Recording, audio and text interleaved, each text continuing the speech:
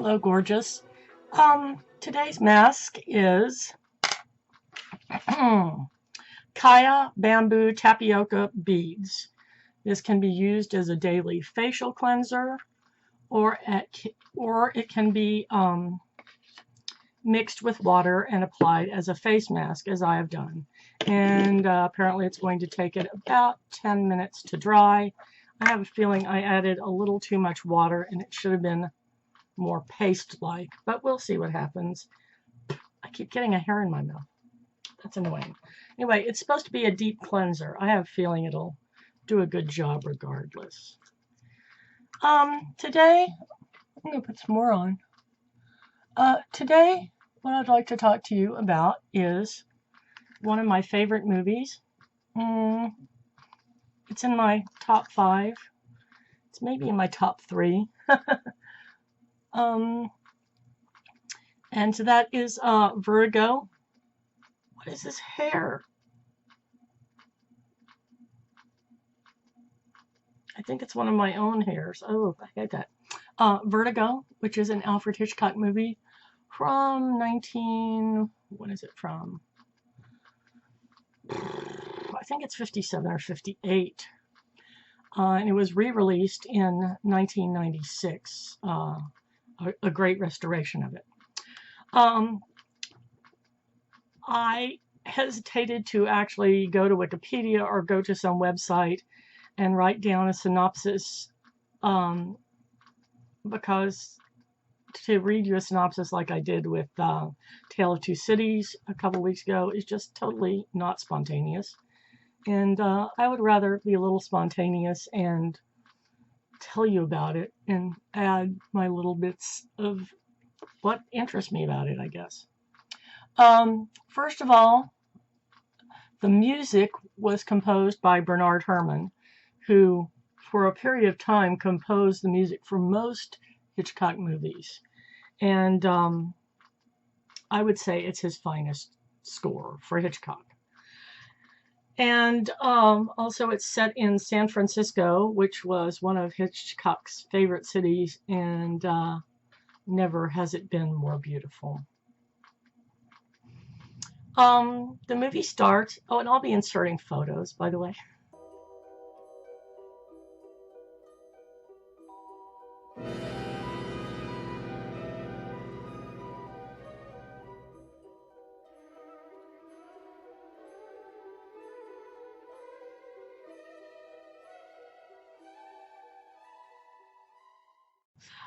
The movie starts with Jimmy Stewart, a plainclothes detective, and a policeman running across rooftops chasing some criminal in San Francisco.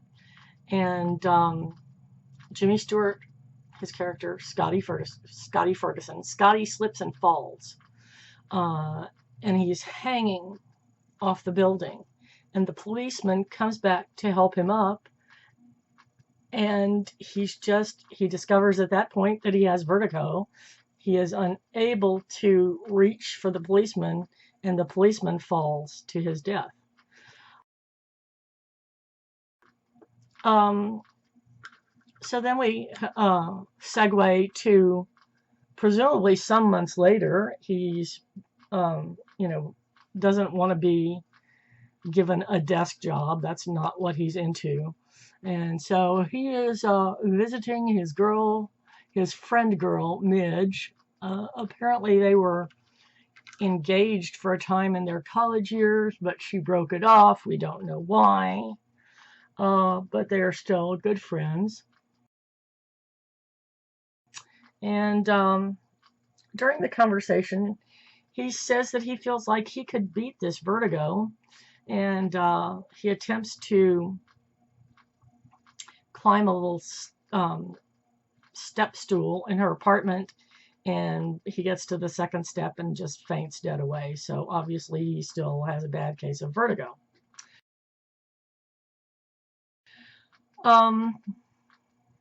Midge is played by the gorgeous at that time Barbara Bel Geddes, wife of famous set designer Norman Bel Geddes.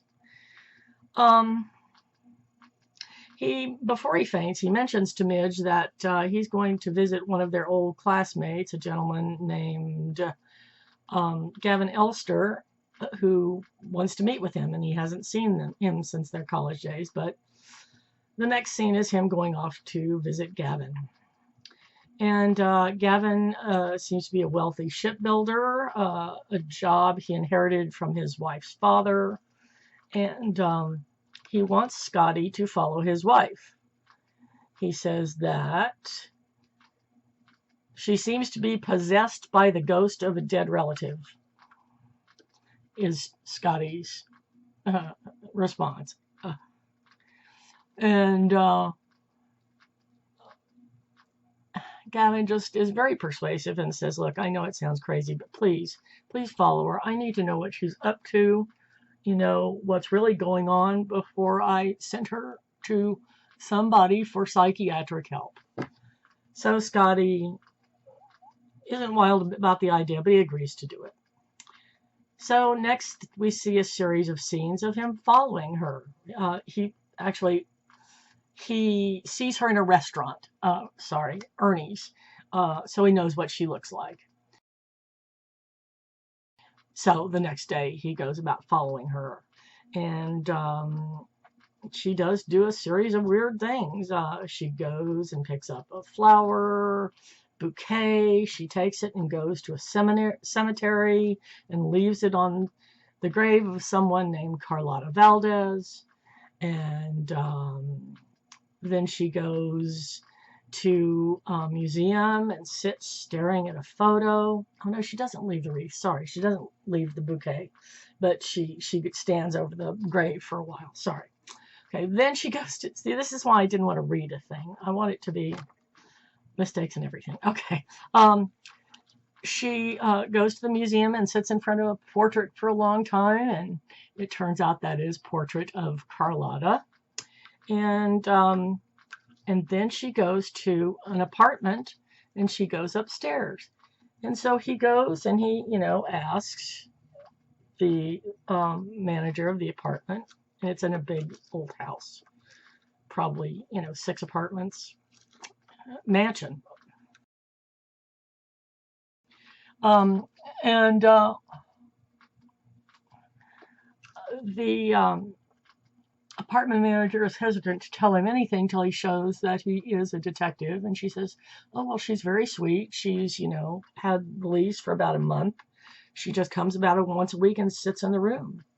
And he says, well, don't tell her that I'm there. And the manager says, she isn't there right now. He says, yes, she is. I saw her go in. And she says, no. And he says, go up and check. So she goes up and checks.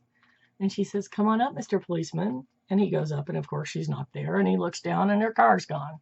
So the implication being, oh, she was a ghost or something. So he relates this all to Gavin Elster later over drinks. And Gavin, does know about Carlotta Valdez, and that was her great grandmother, or would have been. But Madeline, as far as he knows, has never even heard of Carlotta Valdez. So Scotty goes and he tells this whole story sort of to Midge, and Midge takes him to see a gentleman who owns an antiquarian bookstore who knows all the old San Francisco legends, and he imparts that Carlotta Valdez was a girl from a mission town south of the city who came to San Francisco, was married by a wealthy man, and lived in that beautiful house. And when she had a baby, he got tired of her and just kind of threw her away and kept the child to himself. So that's the story. And Midge thinks that he's silly for having Scotty is silly for having anything to do with this. And realizes that part of it is that he's already kind of smitten with Madeline. So the next day he sets about following her again and ends up following her to all these same places again, except then she goes to San Francisco Bridge and jumps off of it in what would appear to be a suicide attempt. So he rescues her and saves her and takes her back to his apartment. And when she wakes up, he's very respectful. He doesn't tell her what he's doing, obviously, but that, he rescued her and gets to know her a little better. And at some point, Gavin calls and he tells him that she tried to jump off the bridge. And while he's relating this to Gavin, she leaves. Next day, he sets about following her again and ends up following her right to his own apartment, where she was coming to leave a thank you note for the embarrassing thing the day before. She doesn't remember having tried to jump into the water, into the bay, and he asks her where she's going. She says, oh, she's just going to wander. And he says, well, that's what I was going to do. Why don't we wander together? So they wander down the highway to these giant redwood trees. And at one point, she seems to have some kind of little fit where she becomes another person. And then they stand by the ocean and they're talking about this. And she says, sometimes she just doesn't quite know where she is, who she is. It feels like somebody is taking her over. And you can tell they're falling in love, and they have a big kiss. The next day, she describes to him a place that is familiar to her, that she seems to, have these memories of when she's another person. And she describes a mission that he's familiar with south of the city. And he says, let's go there tomorrow. I think if we do that, you'll remember whatever it is. And you'll find there's nobody taking you over. You've been there before and you've got some memory of it. So they go there. And while they're there,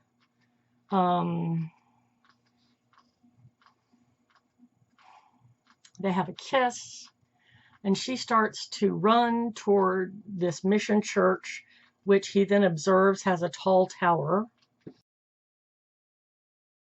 And she says, if you love me, remember that you were going to go on loving me, and please stay here and let me go into the church. So she goes into the church, and he follows her. And she's going up the stairs, and he's having a hard time following her because of the vertigo. And he gets about halfway up the stairs, and he sees her body fall through the window where she has jumped to her death. So the next scene is him being found innocent of any wrongdoing. That the woman obviously, killed herself in a fit of aberration of some kind. Gavin speaks to him and, says, don't blame yourself, Scotty. It's obviously not your fault. They never understand, but they say really mean things about his inability to get up the stairs and save her life. So shortly after that, he has a nervous breakdown. And he goes into kind of a nursing home to recover from that.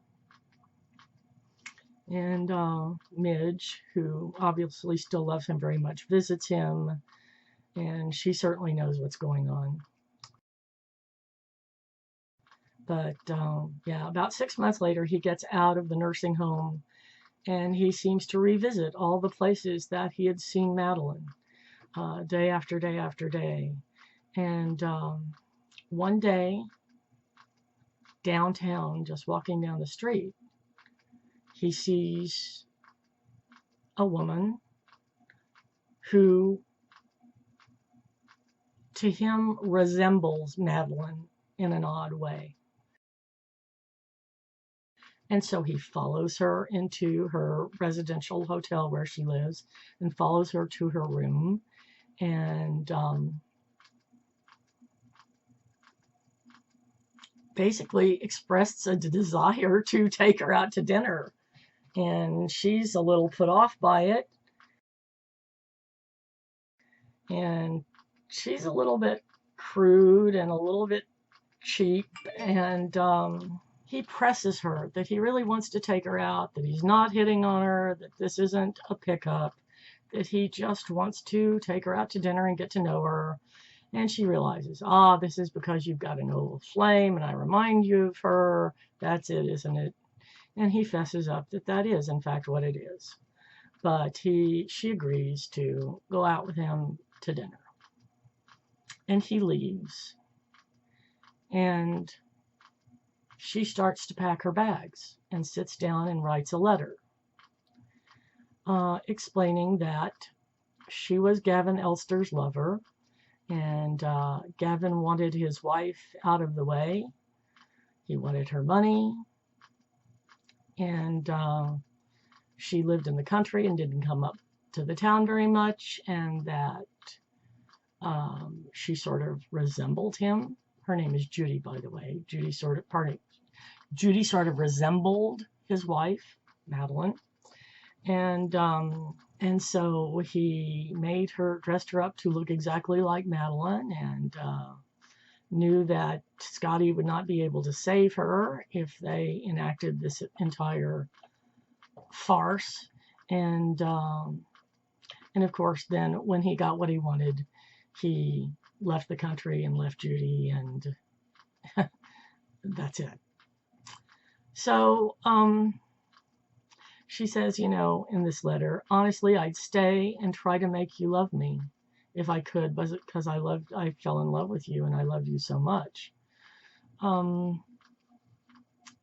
I just don't know if I can do that.